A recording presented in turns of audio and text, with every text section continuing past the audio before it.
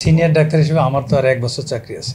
আমিও তো আমার অ্যাসিস্ট্যান্ট প্রফেসরকে অনেক সময় ফোন করি। বলো তো এটা কি করা যায়? বলো তো আমি তো এইটা করতাম বা আমরা এটা করে অভ্যস্ত, নতুন কিছু আছে কিনা? তার মানে কি নলেজ কিন্তু তাদের ভালো। তো সিম্পলি ভাইরাস জ্বর, তার কিছু লাগবে না, প্যারাসিটামল খাবে, পানি বেশি করে খাবে। এই পরামর্শের জন্য তো আবদুল্লাহ স্যারের কাছে যাওয়ার প্রয়োজন নেই, কিন্তু যার সামর্থ্য আছে, যার সুযোগ আছে, সে আবদুল্লাহ স্যারের কাছে চলে যাচ্ছে। যারা আমরা জুনিয়র ডক্টর, তাদেরও একটা পরামর্শ, তাদেরও কিন্তু লিমিটেশন যেন তারা ক্রস না করে। তাদের ক্যাপাবিলিটি কতটুকু, কোন পেশেন্টকে আবার রেফার করতে হবে, সিনিয়রদের কাছে পাঠাতে হবে, বা সেটাও কিন্তু আবার তাদেরকে, সেই অনেস্টিটা তাদের মধ্যে থাকতে হবে। এখানে আমার একটা সাজেশন হচ্ছে যে আমরা যেন যে লেভেলেরই ডাক্তার হই না কেন, আমরা যেন আমাদের ব্যাপারে, চিকিৎসা ব্যাপারে একটু অনেস্ট হই। আমি কি করতে পারি সেটা পৃথিবীর সবার থেকে আমি ভালো জানি।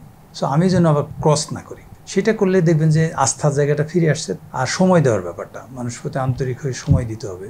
যত জুনিয়র ডাক্তারের কাছে রুগীরা যায়, আমরাও তো রুগী হয়ে অনেক সময় যাই, বাবা মা নিয়ে যাই, আমাদের বাবা মা আছে, আমাদের পরিবারের ডাক্তার ছাড়া অন্যান্য মেম্বার আছে, তাদের পালসটা কিন্তু আমরা বুঝি। তারা কিন্তু যত জুনিয়র মানুষের কাছে যায় একটু সময় চায়। একটা সিনিয়র ডাক্তারকে তাও একটু মানুষের মেনে নেয়, মনে করে ওনার অভিজ্ঞতা বেশি, হয়তো দুইটা কিছু দেখেই বুঝতে পেরেছে। জুনিয়ররা একটু না শুনলে ওরা ফেদটা পায় না।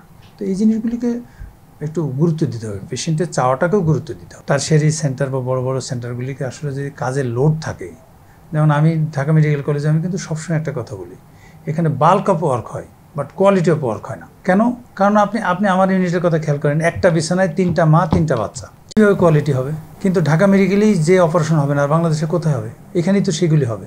তার মানে এখানেও তো ওই ব্যবস্থাপনা থাকা দরকার। স্পেসটাকে রুগীকে স্পেসটাকে দিতে হবে, তার যতটুকু প্রাপ্য ততটুকু, তাই না?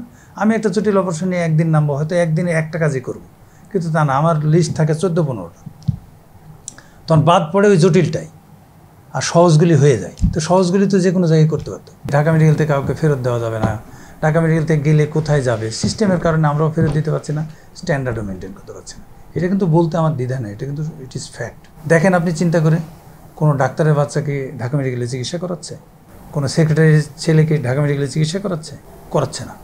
কেন করাচ্ছে না? কারণ ওই যে স্ট্যান্ডার্ডের ক্ষেত্রে তারা তো কম্প্রোমাইজ করবে না।